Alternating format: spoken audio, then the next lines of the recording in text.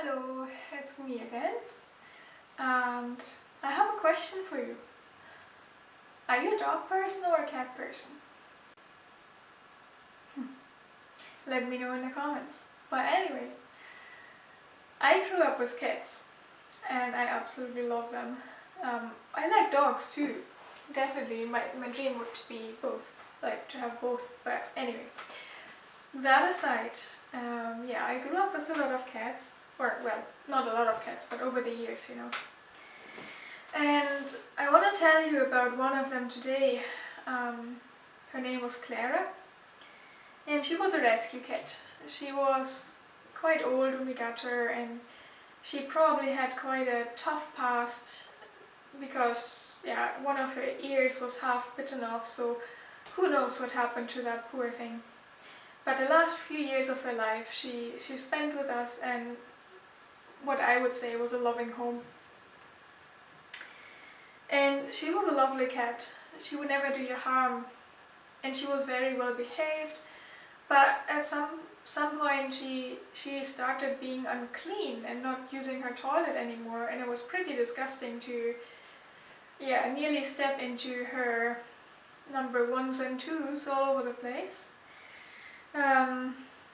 And we thought she is just being rebellious for some reason or another, so we tried to discipline her and it didn't work. And the problem was deeper. The root cause was a different one. Because eventually we went to the vet, and he diagnosed her with cancer.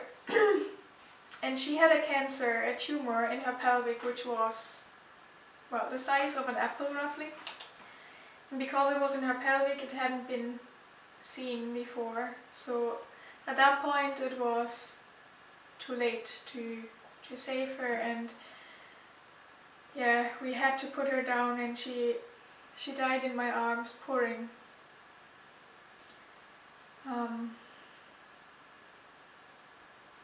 The tumor cost her life. And you know what? We have a tumor too. You and I. Yes, you too. And we try to cover the outward symptoms of that tumor with laws, morals and makeup. But the tumor is still there. We think the outward stuff is the problem, but the true problem is the inward sin. It's not the outward sinful actions. Yes, they are a problem, but the root causes are a sinful heart. It's the tumor inside us. The law in the Bible, the law diagnosed the tumor. The law was able to say there is a tumor. And that's it. The law could not remove that tumor. It just diagnosed it, and it tried to limit the symptoms, but it could not ultimately solve the problem. And the problem is the tumor ultimately kills us. And that's why Jesus came. Jesus solved the problem. He cures tumors. He's in the business of healing. So Jesus himself, he did not have a tumor, and he didn't have the symptoms. But he took our tumor and the death that it brings on our behalf. And he took our tumor and it killed him, so that in reverse he could kill the tumor forever for us.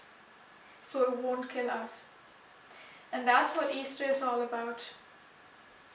And even if this year Easter is not the same as other years because of the coronavirus, I just want you to ponder about that. Jesus took the tumor that would have killed us, and he nailed it on the cross with himself, so that we won't have to die anymore.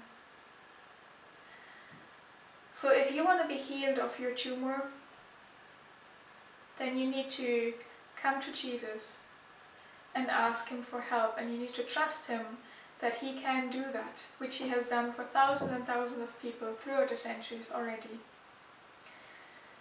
And if you do that, He will cut out that tumor and you will live.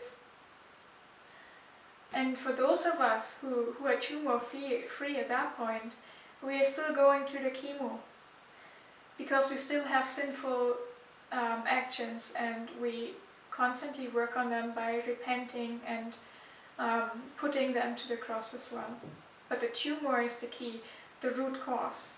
The tumor has to be removed. If you're not trusting in Jesus, you won't get rid of this tumor.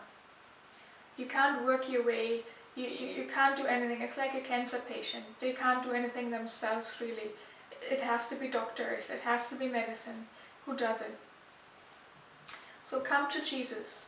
He's the only way to get healing from that tumor.